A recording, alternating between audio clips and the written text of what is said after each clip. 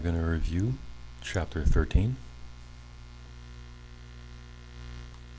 Here's our first question for Chapter 13.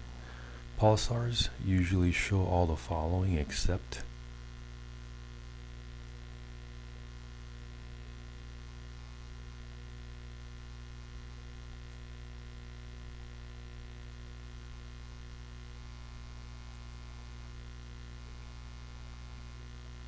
So it's high temperature fusion that is not a high temperature fission is not a property of pulsars. So fission is stars don't fission, but they rotate rapidly.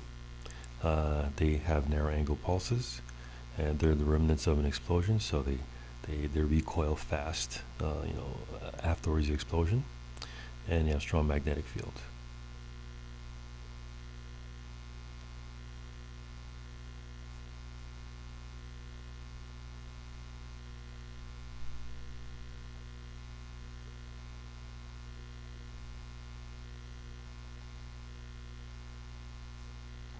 All right, next question.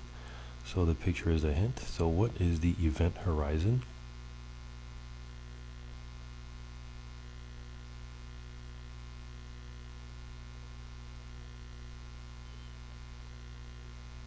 So the event horizon, there's a lot of ways to say it, is the radius from a black hole at which light cannot escape. Or another way to say it, is the surface of the black hole where nothing can be seen past, or it's the radius where, according to this one here, you would have to travel at the speed of light in order to escape.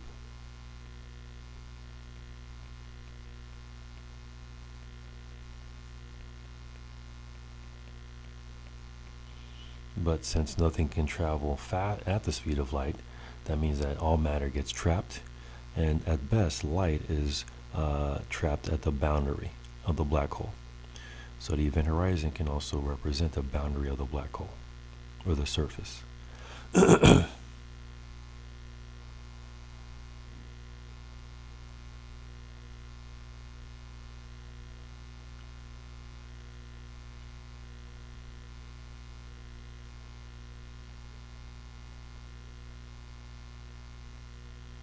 Okay, next question. So what is the maximum speed that any object can travel? And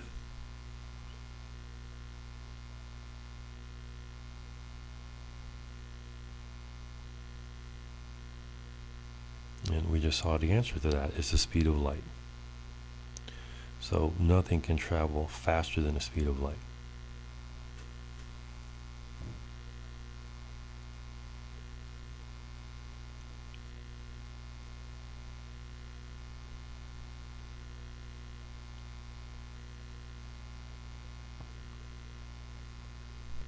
Okay, so next question. According to Einstein's theory of relativity, what is gravity?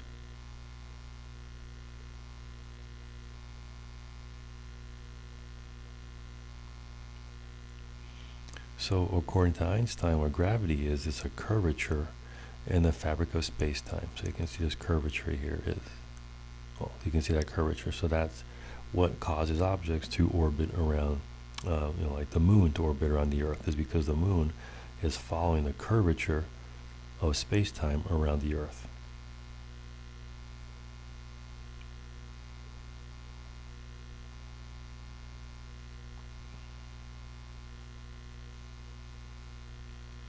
Okay, next one.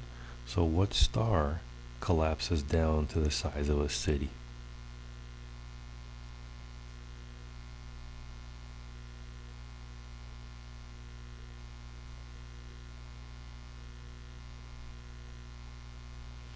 So it's a neutron star.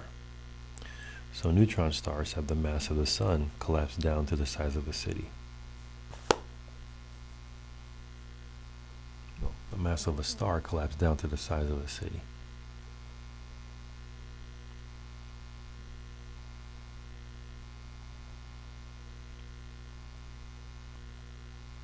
Okay.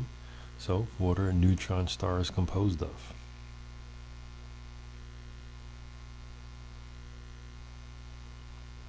So neutron stars are composed of neutrons, but that are in contact with one another. And that's what prevents the star from shrinking any further, is the contact between the neutrons.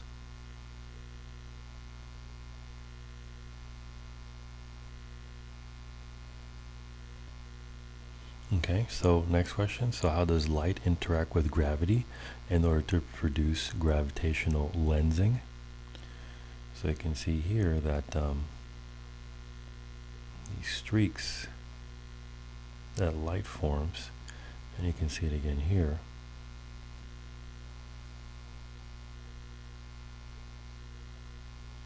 So how does gravity affect light in order to produce these lensing effects?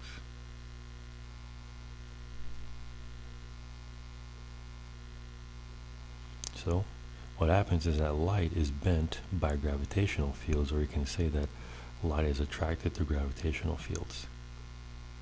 And that bending is what causes these streaks or lensing effects.